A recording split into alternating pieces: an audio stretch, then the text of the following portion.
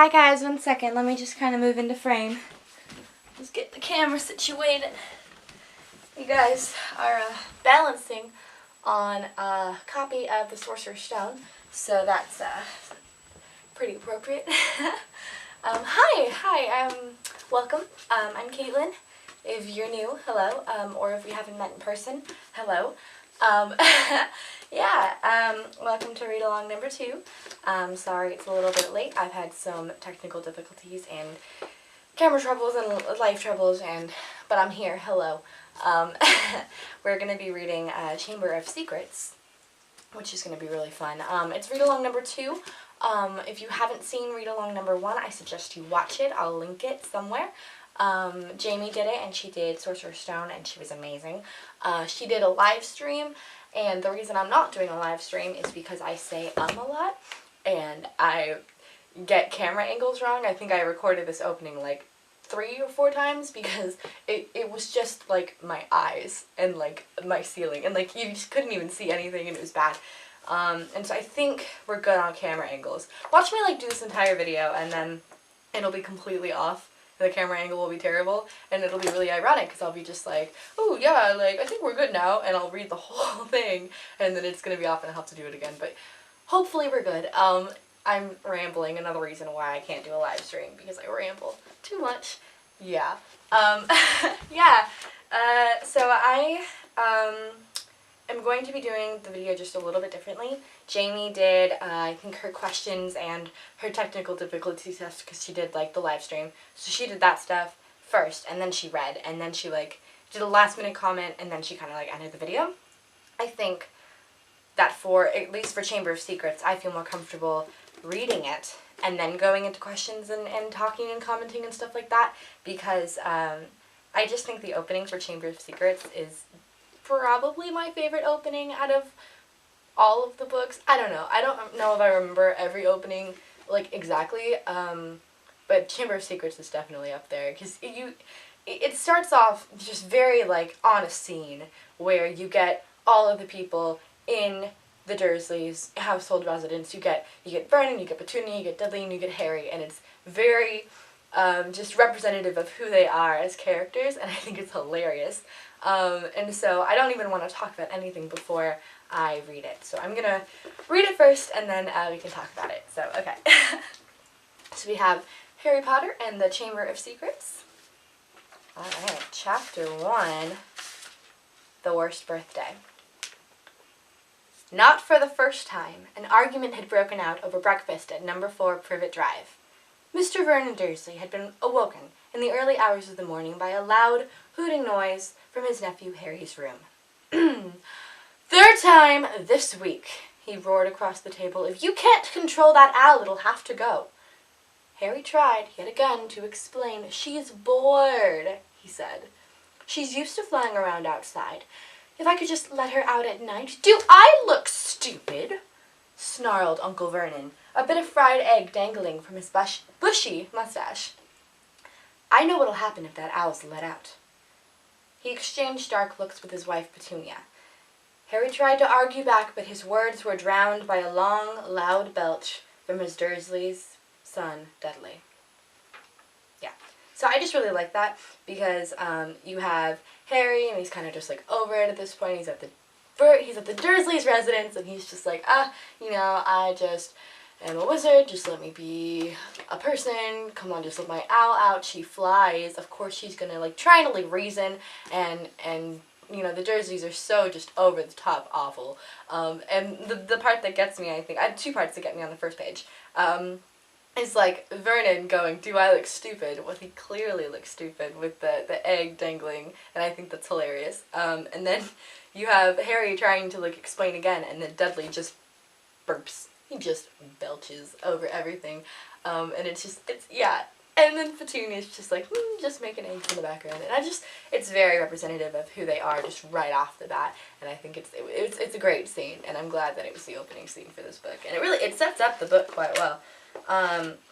I know that I'm doing this video, and if you guys are following along in the live stream, I know that people are way past the opening. Like, everybody's like, I think, like, I don't even know what chapter we're on right now, but, like, we just, like, started a new section today, actually, when I'm posting this, and, like, yeah, people are farther, but, I just, like taking it back to the first page, because I think that's probably one of the best openings that, has been written for Harry Potter. I think it's great. Yeah, so I think I'm gonna stop there. I thought about reading a little bit more, but I think I'm gonna stop there because it just goes into more dialogue, and then it's hard to stop. I mean, when you start off with dialogue like that, you're just immediately invested, and you can't put it down. I mean, that's the problem with Harry Potter. You read it all in one day, and you're just like, I wasted a day, but you didn't waste a day because it's magic and beautiful, and it's wonderful. Yeah, so I'm gonna answer a question or two off of our little question thing. Actually, somebody sent in a couple days ago. They were wondering about the Weasleys' clock, and I know that that's like not necessarily something we need to like discuss for like this like book and like this like video right now, but I just wanted to kind of like address it. People, let me like look up the question really quick. They were just like concerned with like continuity with the clock, and I don't think I've had, they were just concerned with the continuity of the clock. I should probably like have this set up earlier, but they were just like, what's going on with the clock? It was this way. Oh, yeah. So, it's an anonymous question. It says, does anyone else notice that in Chamber of Secrets, the Weasleys' clock says things like, time to feed the chickens, but then in the movie the clock has the spoons with the Weasleys' faces on them, and then the next time the clock shows up in the books it's with the spoons? What's up with that? Like, yeah, so I was reading about this online a while ago, and throughout the books, not just the books and the movies, but throughout the books themselves, the Weasley's clock has had a ton of continuity errors. Like, in one book, in Chamber of Secrets, it's got, like, stuff that they're doing, and, like, this is, like, what you need to do. And then, in later books, after the movie was, I don't know if after the movie was released, or, if just in later books, it's got where they are, and it's different throughout the books themselves, but also like the clock itself is different. Like in Chamber of Secrets, it's a big grandfather clock. It's described as huge, and then in the movie, it's like hanging on the wall. And then in later like books, Mrs. Weasley has it like in her pocket, and so it's like either she used a shrinking spell, or it's like not the same clock, or there's just it's described as like different throughout most of the books, and most of the times it's described as all sorts of different. So there's a there's like a thing I saw like forever ago, like about Doctor Who, where like you can't apply logic to Who. Like, oh, I'm wearing a Doctor Who shirt, of course. And like I feel like it's almost kind of like, I know that we should be like holding Harry Potter like accountable for like its continuity flaws and stuff like that, but it's a magic world. And, you know, sometimes things have changed, you know, sometimes authors forget that they've written certain things certain ways, you know, like, not everybody's perfect, and sometimes things are just kind of all over the place. But I mean, like, you can turn that into your own little headcanons if you want to. You can just be like, oh yeah, no, like, they just like remade the clock, or, oh, like, Mrs. Weasley used the shrinking spell, or something like that. But, I mean, we don't really know, only, you know, JK does, and, you know, to ask her. So, yeah, I mean, yeah. But yeah, comment, like, your favorite part of Chamber of Secrets in the comments, or send us an ask, because Chamber of Secrets is definitely one of my favorite books for a ton of reasons. I think it starts becoming more real, I feel, because in Sorcerer's Stone, I mean, the first couple books, it is very adventure-based. And then as you get, you know, past Goblet of Fire, past Cedric's death and everything, you know, it gets darker, and you learn more about Harry's, like, as he's growing up. But, like, in the first couple books, it's very, like, adventure-based, and everybody's on these, you know, fun adventures. But, like, I think Chamber of Secrets almost is, like, there's a question that we got a while ago, or a question that we put down, where it's, this is the most foretelling book. Like, it has the most, you know, just it's foretelling. What's the word? I don't know. Somebody tell me what that word is. But yeah, And I think that it sets up the rest of the series pretty well. I mean, it starts to develop Harry's character.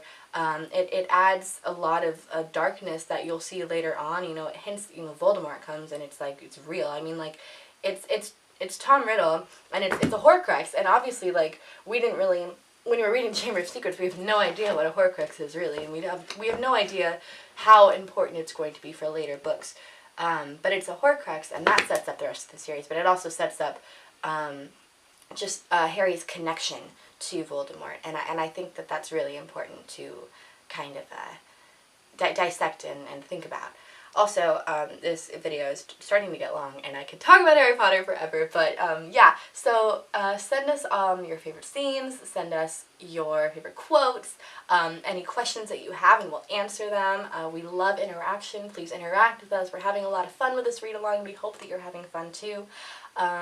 Yeah, I hope you have a lovely day, and go Harry Potter. Yay! Bye.